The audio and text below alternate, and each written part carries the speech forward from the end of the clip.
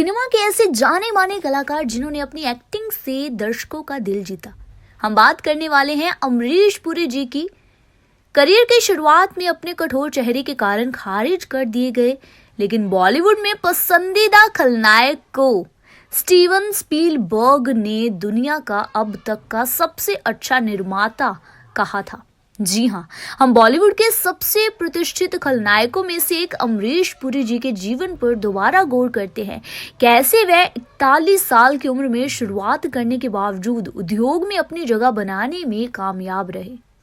दरअसल यदि हम पहली बार सफल नहीं होते ना, तो प्रयास करते रहना चाहिए। पुण्य प्रयास करें और आप भारतीय फिल्म अभिनेता अमरीश पुरी की तरह बन सकते हैं। अगर आपको कोई ये तर्क दे सकता है ना कि एक महान नायक बनने के लिए आपको एक महान खलनायक की आवश्यकता होती है, तो अमरीश पुरी ने वह स्थान ग्रहण किया। और कैसे? इस अनुभवी अभिनेता ने अपने मध्यम आवाज और बड़ी बड़ी आंखों और झुके हुए माथे से नायकों, नायिकाओं और प्रशंसकों के दिलों में समान रूप में दहशत पैदा की। चाहे वह मोगैम्बो, दुर्जन सिंह या बाबा भैरव नाथ के रूप में हो। थिएटर के दिग्गज इब्राहिम अलकाजी और सत्यदेव दुबे के इस छात्र ने बॉलीवुड में खलनायकों को यादगार बना दिया। उन्होंने खलनायकी का अपना ब्रह्मांड बनाया।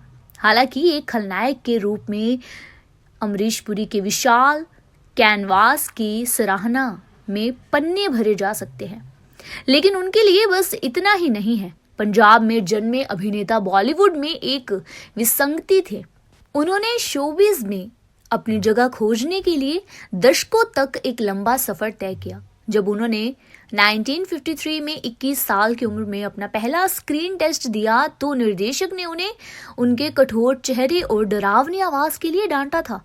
फिल्म निर्माता देवेंद्र गोयल ने उनसे कहा था, आप कभी भी मुख्य भूमिका नहीं निभा सकते। फिल्म उद्योग में सफलतापूर्वक काम कर रहे भाइयों मदन और चमन पुरी द्वारा फिल्म निर्देशकों से परिचय कराने के बावजूद उन्हें कोई प्रस्ताव नहीं मिला। मुंबई में अपने भाई की आय पर निर्भर न रहने पर पुरी ने कर्मचारी राज्य बीमा निगम में नौकरी कर ली। इसी के साथ ही उन्होंने अपनी ईश्वर प्रदत्त आवाज के कारण 1994 में ऑल इंडिया रेडियो में एक रेडियो स्पोर्ट का प्रबंधन भी किया और 1975 तक आकाशवाणी के नाटकों और हवा महल कार्यक्रम में बहुत सक्रिय रहा। सरकारी मानकों के अनुसार भुगतान बहुत मामूली था, लेकिन इससे उन्हें रेडियो श्रोताओं के बीच बहुत लोकप्रियता मिली और पुरी ने अपनी आत्मकथा द एक्ट ऑफ लाइफ में साझा किया। साल बीत गए, लेकिन कार्य करने की ललक बनी रही। उनके अंदर के अभिनेता को आखिरकार एक रास्ता मिल गया जब उन्होंने 1961 में इब्राहिम अलकाजी की नाट्य अकादमी में अपना नामांकन कराया। क्या हुआ अगर मैं फिल्मों में अभिनय नहीं कर सका, तो मैं थिएटर कर सकता था। उनके पिता सिनेमा को अपमानजनक करियर मानते थे, लेकिन उन्होंने अपने बेटे को स्टेज शो करने की मंजूरी दी। अलकाजी ने उन्हें अपने पहले नाटक आर्थर मिलर के ए व्यू फ्रॉम द ब्रिज में मुख्य भूमिका दी। जल्द ही वह सत्यदेव दुबे के अधीन हो गए, जिनके नाटक बिच्छू में पुरी ने एक नवाब के घर में नौकर की मुख्य भूमिका निभाई थी। अगर हम बात करें, उनका ब्रेकआउट प्रदर्शन दुबे की अंधा युग में आया। धृतराष्ट्र के उनके चित्रण ने सभी को मंत्रमुग्ध कर दिया, जहां उन्होंने लगातार 15 मिनट तक पलकें नहीं झपकाई। एक अनुभव जो तब काम आया जब उन्हें फिरोज खान की कुर्बानी में एक मछली टैंक में मृत व्यक्ति की भूमिका निभानी पड़ी। दरअसल अमरीश पुरी ने भावनाओं के बारे में जो कुछ भी सीखा, उसका श्रेय दुबे को दिया। उन्होंने अपनी किताब में लिखा, मैं अपने गुरु को सलाम करता हूँ, सत्यदेव दुबे, और इस जीवन काल में उन्होंने मुझ में जो कुछ भी डाला, इसके लिए मैं उनका आभारी हूँ। ऐसे में अगर हम बात करें, 1967 में यश जौहर के सौजन्य ने उन्हें पहली बार कैमरे के सामने आने का मौका दिया। और ऐसे में अगर हम बात करें, तो उन्होंने शो के 3 एपिसोड किए और उन्हें 2400 रुपए का भुगतान किया गया, जिससे वे पहली बार मुंबई तक हवाई यात्रा करने में सफल रहे। इस प्रकार एक फिल्म अभिनेता के रूप में अमरीश पुरी का सफर शुरू हुआ, लेकिन कठोर प्रशिक्षण, थिएटर अनुभव और महाराष्ट्र राज्य नाटक प्रतियोगिता में सर्वश्रेष्ठ अभिनेता का पुरस्कार मिलने के बावजूद शुरुआत अच्छी नहीं रही। सबसे पहले तो उन्हें देवानंद के सहायकों द्वारा धोखा दिया गया और उन्हें दिग्गज अभिनेता की 1970 की फिल्म प्रेम पुजारी में एक संक्षिप्त भूमिका करने के लिए धोखा मिला। ऐसे में उन्होंने अपमानित और शर्मिंदा महसूस किया। फिर वह ओपी रहलन की हलचल, सुनील दत्त की रेशमा और शेरा और चेतन आनंद की हिंदुस्तान की कसम में खुद को शामिल करने में कामयाब रहे। वहीं 1974 में गिरीश कर्नाड ने पुरी को अपनी कन्नड़ फिल्म काडू में एक दुष्ट ग्राम प्रधान भूमिका निभाने के लिए प्रेरित किया, जो चारों ओर आतंक फैलाता है। यहाँ तक कि छोटी भूमिकाओं में भी बहुमुखी सितारे ने एक चिरस्थायी छाप छोड़ी। कभी कभी तो वह प्रमुख व्यक्ति से भी आगे निकल गया। ऐसे में अगर हम बात करें, उनकी अभिनय क्षमता केवल खलनायक भूमिकाओं तक ही सीमित नहीं थी। उन्होंने बदला लेने वाले नाटक घातक में, कह सकते हैं बनारस के सनी देओल के ईमानदार पिता के रूप में, डीडीएलजे में सख्त, अपनी जड़ों के प्रति सच्चे पितामह के रूप में, और विरासत में दयालु पितामह के रूप में एक आकर्षक प्रदर्शन किया।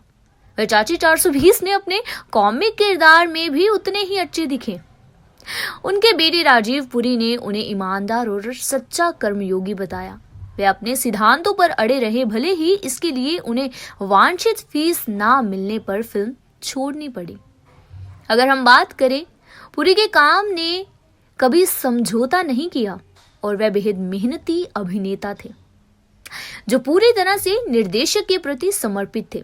फिल्म जगत में एक प्रसिद्ध नाम बनने के बाद भी उन्हें अपने निर्देशकों के साथ कोई अहंकार संबंधी परेशानी नहीं थी। अगर हम बात करें ना अमरीश पुरी जी के करियर की, तो कहते हैं करियर दौरान पूरी काम में बहुत व्यस्त रहे। उन्होंने हिंदी, पंजाबी, मलयालम, तमिल, तेलुगु, कन्नड़ और अंग्रेजी सहित कई भाषाओं में काम किया। फिर भी एक पारिवारिक व्यक्ति पुरी कभी काम को घर नहीं लाते थे और खाने की मेज पर कभी फिल्मों पर चर्चा ही नहीं करते थे। वे भले ही कई फिल्मों में प्यार के दुश्मन रहे हों, लेकिन ऑफ स्क्रीन पत्नी उर्मिला दिवेकर के साथ उनकी प्रेम कहानी बॉलीवुड जैसी ही थी। दोनों की मुलाकात एएसआई कार्यालय में हुई, जहां उर्मिला ने पुरी को सहायता की और दोनों एक दूसरे से बात ना करने से कतराते थे। पुरी को उनसे संपर्क करने में 6 महीने लग गए और एक नजर में होने वाला ये प्यार था। अमरीश पुरी जी के करियर के अलावा अगर हम बात करें उनकी पर्सनल लाइफ की, उनकी बीमारी की, तो एक दुर्लभ प्रकार के रक्त कैंसर से वे पीड़ित थे और 27 दिसंबर 2004 को हिंदुजा अस्पताल में भर्ती होने के बाद उनकी मस्तिष्क की सर्जरी हुई थी। उनकी स्थिति के लिए मस्तिष्क क्षेत्र में जमा रक्त को बार बार निकालने की आवश्यकता होती थी।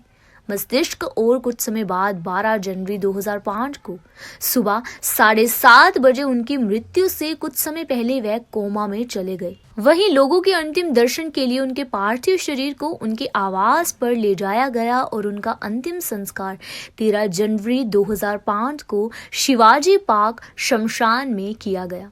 तो ये तो था हिंदी सिनेमा के मशहूर कलाकार, खलनायक के रूप में जानने वाले अमरीश पुरी जी की जिंदगी का ये सफर। वैसे अमरीश पुरी जी का कौन सा डायलॉग आपका पर्सनली फेवरेट है, कमेंट सेक्शन बॉक्स में जरूर बताना। वैसे मेरा फेवरेट है मोगैम्बो खुश हुआ।